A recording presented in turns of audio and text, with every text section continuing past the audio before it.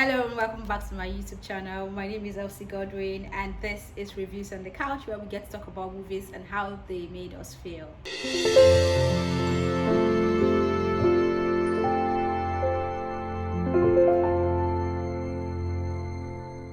On today's episode, we are discussing Coming to Number 2 America, which is a sequel to Coming to TO2 America, a movie that was released in 1988. Now, this sequel is definitely the talk of the town. A lot of us don't know how we feel. Some people do know how they feel and they've tried to express them. But I have two very amazing guests today to talk about the movie, the lessons, and what we can learn from it, or what could have been done better.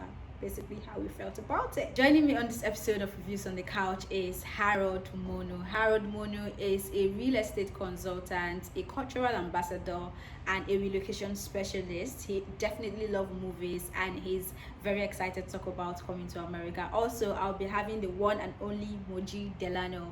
Moji Delano is a blogger, a digital marketer, a lawyer, a movie reviewer. I mean, you've probably seen her face on Instablog Niger. She's an amazing woman and the founder of ScentHQ. So she will be joining me as well on this couch right after this break.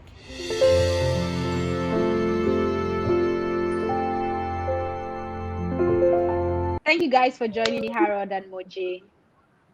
You're welcome. Glad to be here. Okay, for Coming to America too, I'm glad that I have Moji and Harold. Moji, because Moji is an amazing writer and a movie buff. She has, I've been on her neck to write reviews, and I like the reviews she's writing. So in case you don't want to listen and you want to just read up the review, check out her blog, mojidelano.com. Yeah, and of course Harold is a movie guy. He's in Atlanta, and he says that is where Coming to America 2 was shot. So he has some bragging rights. Yes, it was. His house. Yes, it was. Yeah. So, I mean, I like that I have you two from a more millennial point of view, and for those who also understand what they're talking about as well. So, when you saw Coming to America, how did you feel? For me, I felt it was unnecessary. That was me. So, for you, what did you feel? Let's start with Moji. Okay, so for me, before I saw it, I'd heard a lot of stuff. You know, a lot of people share your sentiments. Elsewhere that they think that it was unnecessary. They should have just left, the first part as it was. But while I think that the plot is pretty interesting, we're still gonna get to that. I liked it, but my liking it, I think, stems mainly from sentiments from the first part, and I liked the message. But I do agree that, I don't know, for many people, this may have spoiled the awesome memory that they had of the first part. I can see where they're coming from. But for me personally, I liked it. But my liking it is not from, I'm not talking as a critic right now. I'm talking as a fan. Because as a critic, my comments are definitely different. Definitely. Moji, I need the critic on this show, please. Okay. I did not call fan. I need to merge it, like kind of find a balance for us. Okay.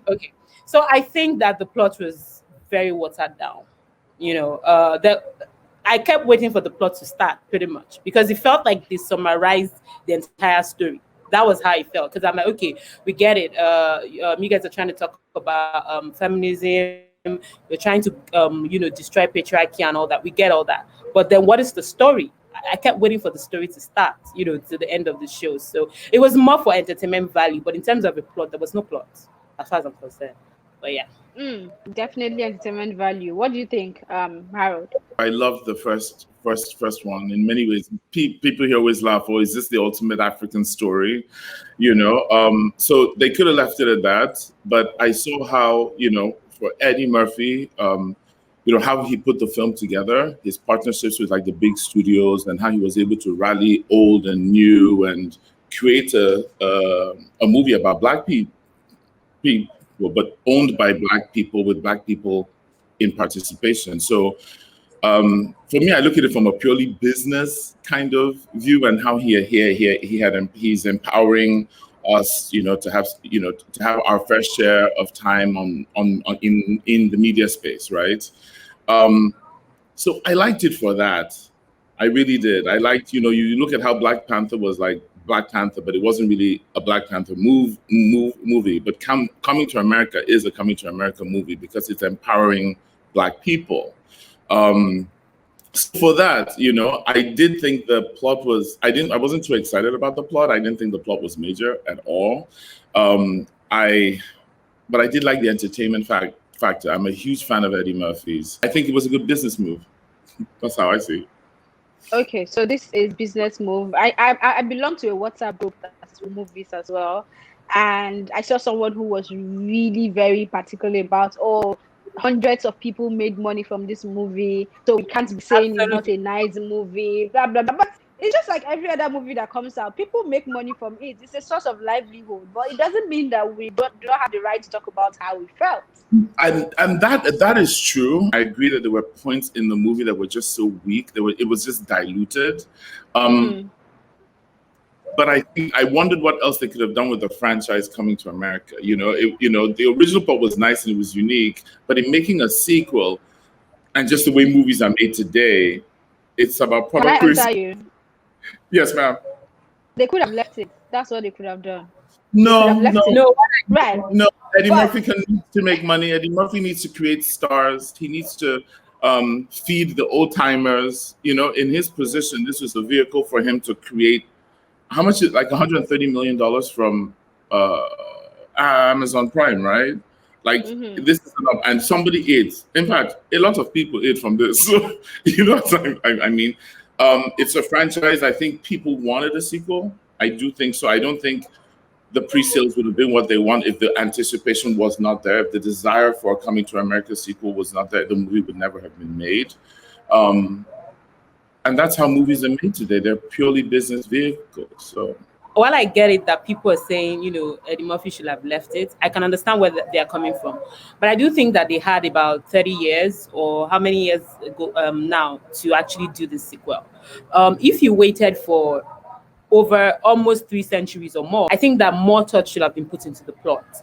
I get the whole people need to eat, it's Coming to America is bigger than a movie. It's a movement. It has cult following, so it's something that a lot of thought should have gone into it. But then again, we've seen that happen before with Game of Thrones. We saw what happened with Game of Thrones. We waited 2 years for nothing, pretty much, so I feel that this could have happened, but it could have happened better. But they had more than enough time. It just feels like Eddie Murphy woke up a year before, 2 years ago. I was just like, okay, let's do this, and that was all. And I think that Coming to America is bigger than a movie that you can just wake up one morning and say you want to do. It's something that a lot of thought should have gone into. Arsenal Hall was saying in an interview that I saw that people have been bringing a lot of scripts to Eddie Murphy and he had turned it down. But when Eddie saw this, guy was like, this is it.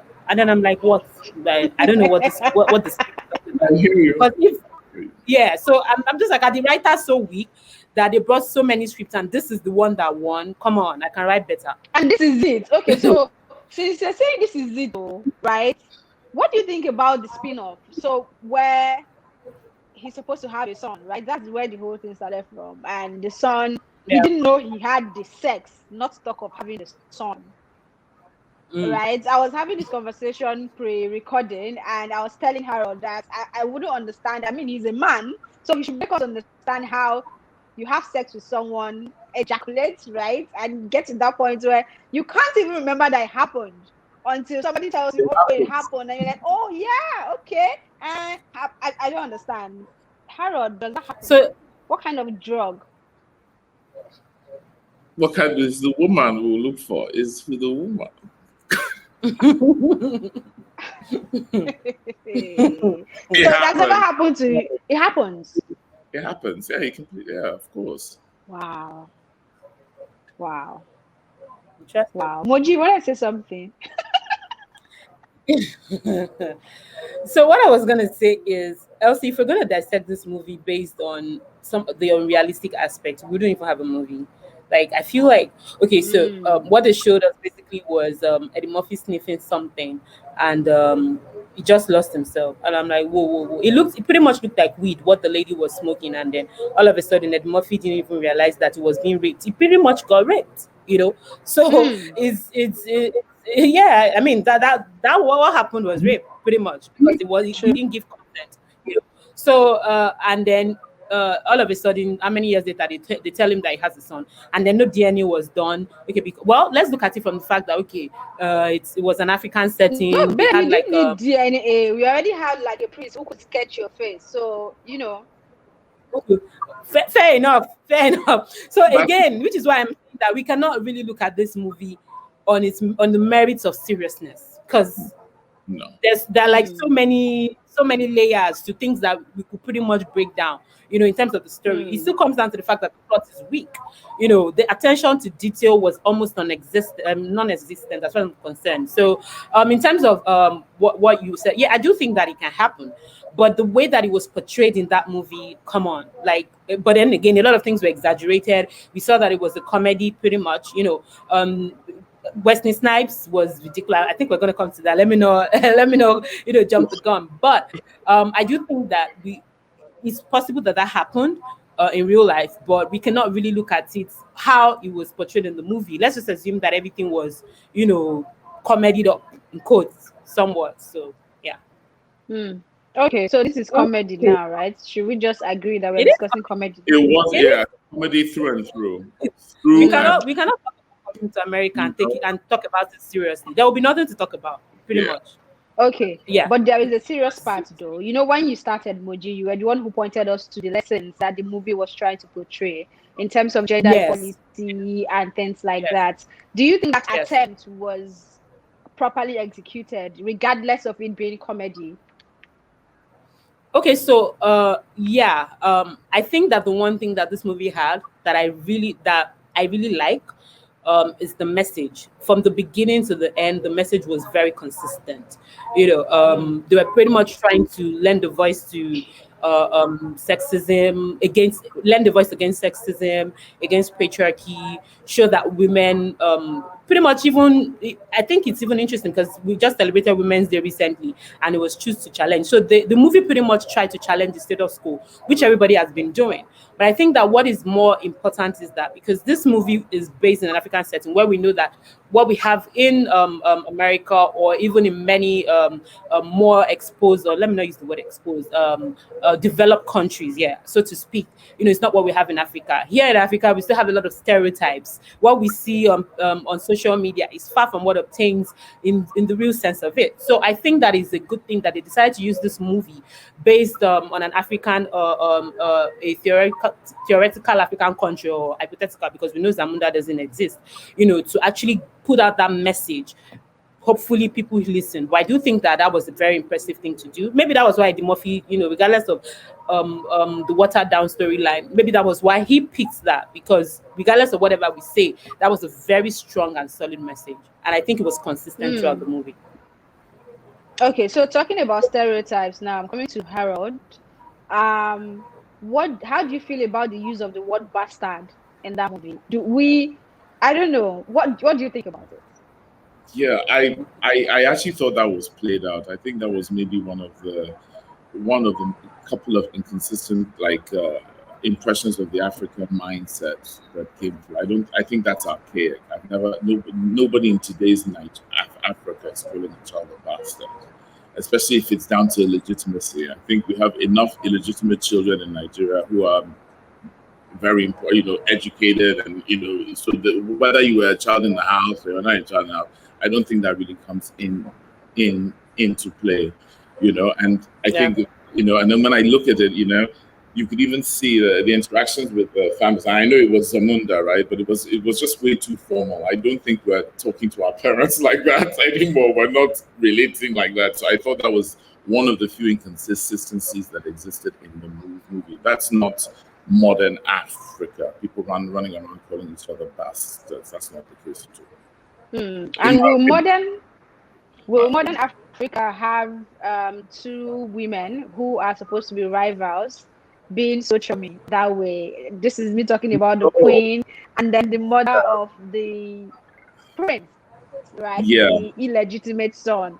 That relationship, I don't know how that happened, but it was almost very unrealistic. I don't know. Yeah, no, definitely 100% unrealistic. Definitely. I don't agree. No, but please excuse me, because you did mention, I loved how you applauded the the gender equality and all of that, but it points to something like this. Like, it's unrealistic. Like, two women with that history together are not on site going to be chummy. I'm sorry. That's just not, especially when one is literally losing their place to this, oh, the bastard child is here to reclaim the throne. It completely displaces one woman and her three children. You know what I mean? So no, I don't think that was a realistic. No. I do agree that what they portrayed for us is the exception, not the norm. But I do think that, let's look at Lisa's character from part one. Lisa has always been exceptional in terms of the character she played, in terms of how our role was interpreted. Let's not look at it now from just what we have, the watered down storyline we have in part two. In part one, we see a person who is humble, who is nice. We remember how she was very friendly to homeless people in part one. So Lisa has always been understanding. She has never been the type of person to be materialistic. It was her father in part one who actually was all about, King of Zamunda or Prince of Zamunda. Lisa was never about that. So if we're not looking at that Lisa, she can be the exception. I agree that it's not something that happens all the time. Of course, anybody will be threatened. Somebody is coming. It's ridiculous, first of all, that Akeem, whom was supposed to, be different, who was supposed to make things different, now goes to say no. His daughters, whom have been trained from the beginning of, since their birth to rule, pretty much, to now say, okay, no, they can't be, all because of their gender. It is ridiculous. So definitely that would have put her in a position to be somewhat unfriendly, and definitely not charming. But then again, the Lisa that we knew from part one has always been a kind person. So she did see that, first of all, Akeem wasn't a case of infidelity. He was pretty much raped, and this happened about 30 years ago. So if that were the case, I think that if at the point she had a fight with Akeem, where they had issues, where she said, she doesn't back or she doesn't hug, that,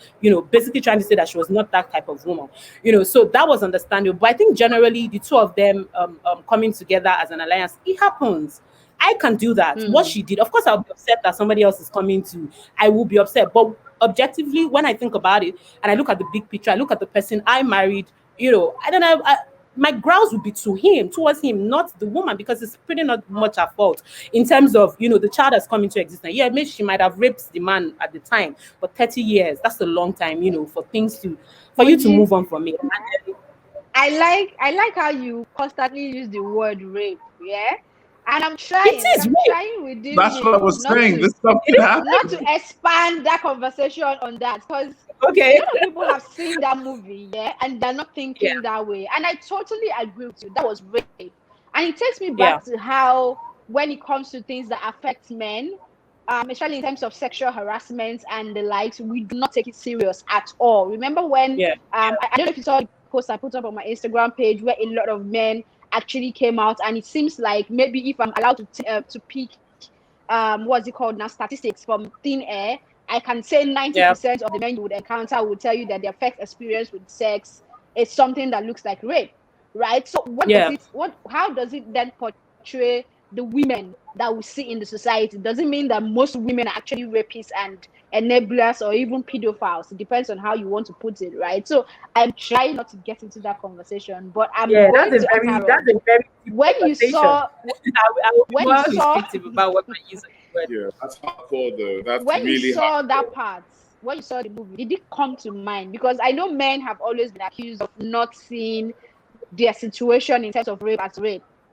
That conversation has come up. So you, as a man watching that scene or that plot pick up from there, how did you feel about it?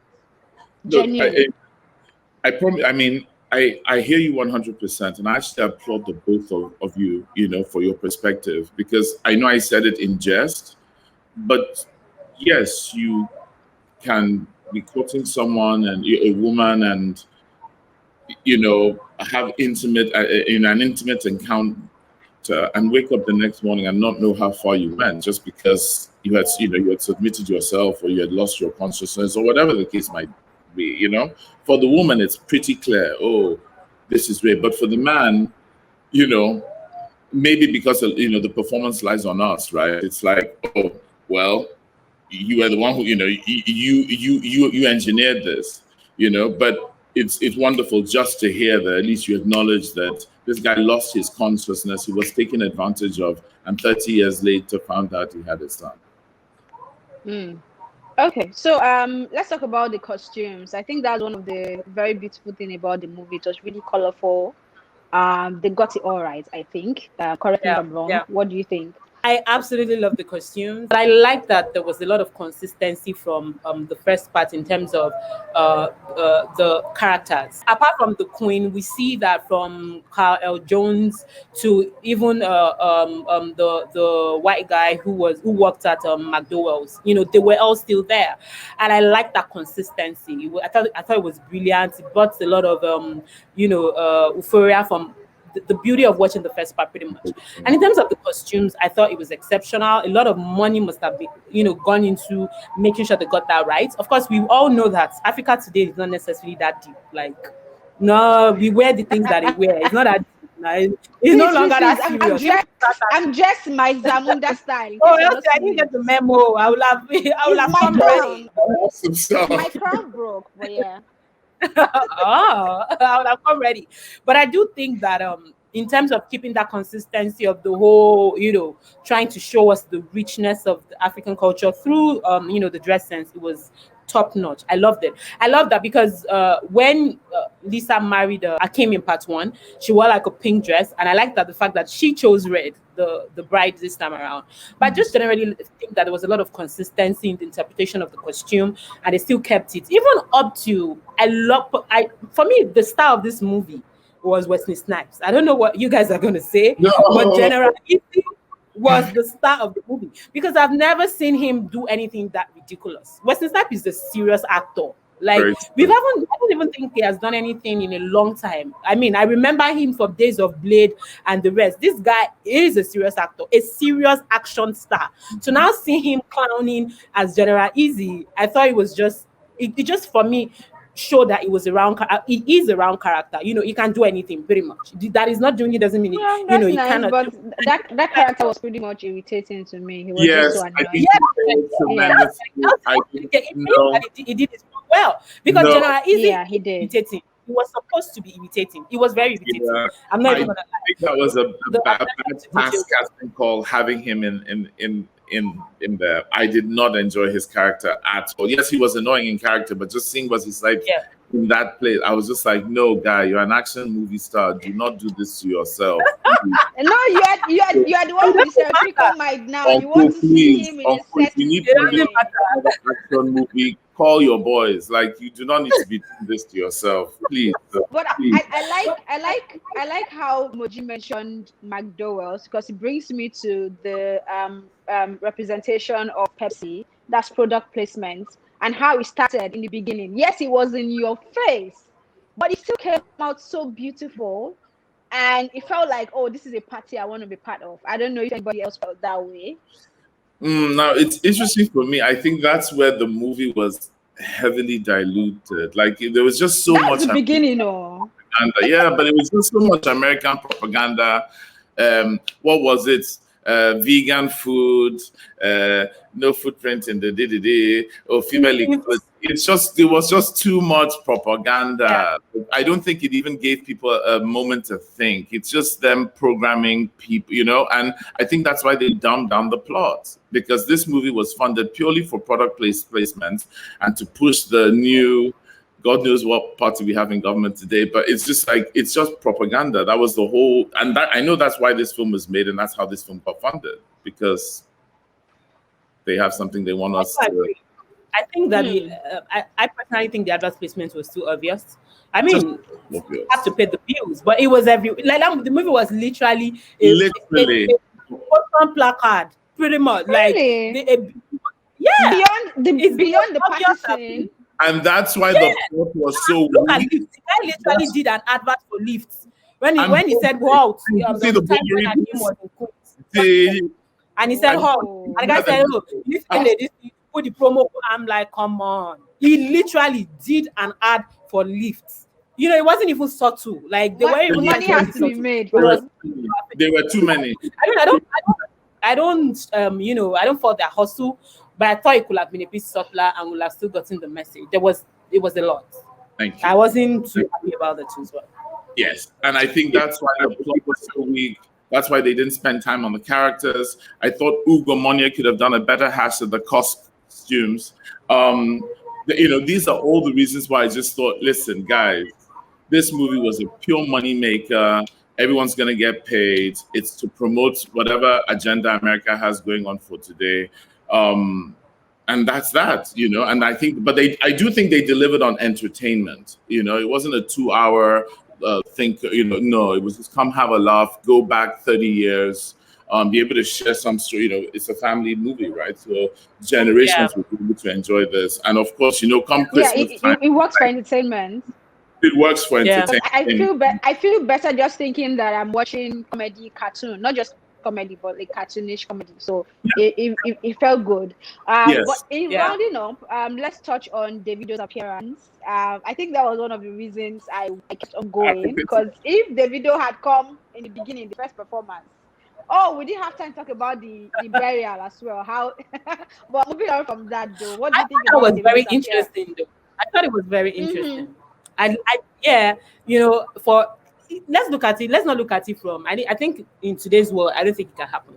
But in the past, the kings of those days were really eccentric. They could literally do what Joffa did by saying that he wanted to be buried while he was alive. Even though I thought the acting there could have been better, especially the part where he died, I thought it was ridiculous. The acting there was horrible, personally, But I liked the general idea of them saying, they wanted to have a life burial while the king was there. I thought it was interesting, because in my head I'm like, who thought about this? Is there anybody in history who ever did this?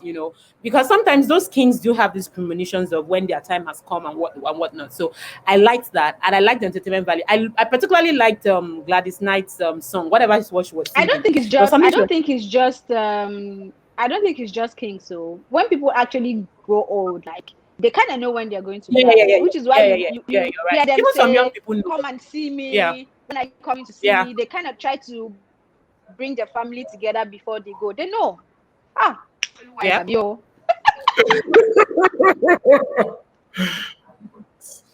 Okay. Yeah. So for Davido, what do you think? What is that going to do to Afrobeats? Obviously, it pushes our agenda. Here, I don't think you can go anywhere and not hear Afrobeats. It's not possible. It's as mainstream as it can be now. And, between Burna Boy and Davido and Wizkid, they've been pushing this agenda pretty strong. I believe the soundtrack's also pretty solid. I don't know if they're going to promote it like Beyonce did hers. But, Tiwa Savage is not that her 49.99, which is such a tune, was on there. There's Davido, and, there's a whole bunch of stuff. So, again, it's very now. If there's anything I can say about the movie that I thought was great, it's very now. It was able to capture, particularly in the music, the African sensibility globally. In terms of the video, I liked it. I liked the fact that, because they even gave him, I think, pretty much the biggest performance of the. Because that was the first time on stage. Yep.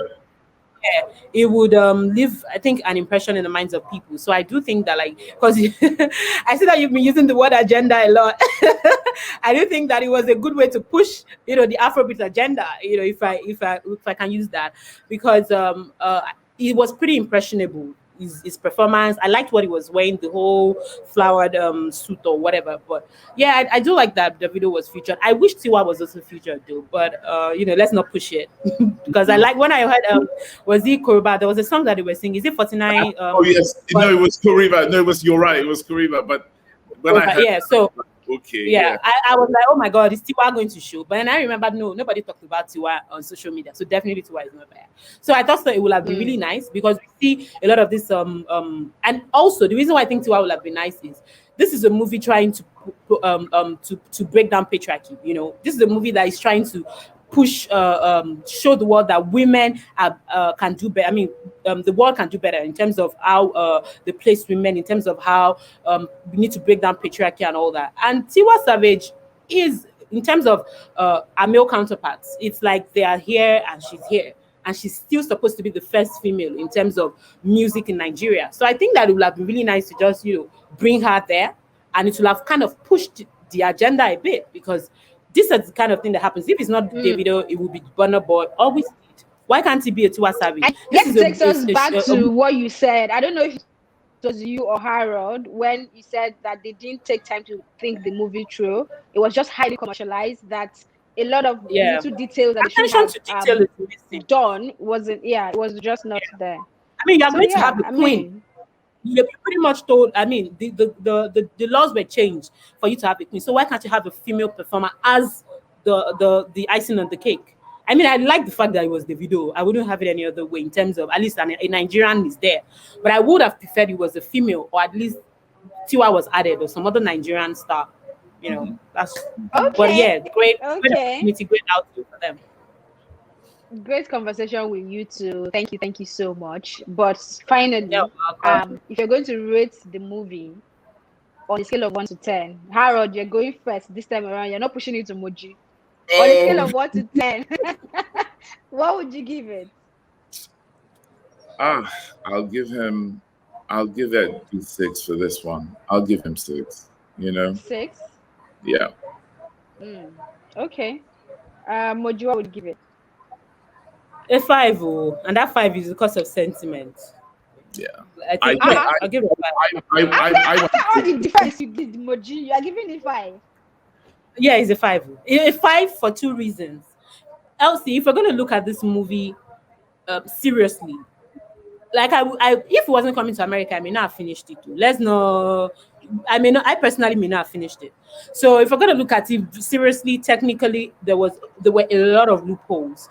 But based on the message, the costumes, the entertainment value, I'll give it a 5. A 5 is a C, a pass. So I'll give it a 5. But if we're going to look at it, really look at it, it wasn't coming to America. I don't think it deserves more than maybe a 4 from me, because there was no story. There was no story. Remind me He never not to ever be in any class that you lecture. You know, but I hear you, Moji. I'm right behind you, but I know that this movie is going to make a lot of money for a lot of people, and it's going to enter black hands. It's going to empower black people. I salute Eddie Murphy. I thank him for revisiting this and you know, putting Afrobeats on the map and reminding you know, Africans that they have a place in media. I salute him. I give him a 6. You know, and thank you very much. Yeah. Okay, thank you so much for the reviews on the couch with me today. Thank you.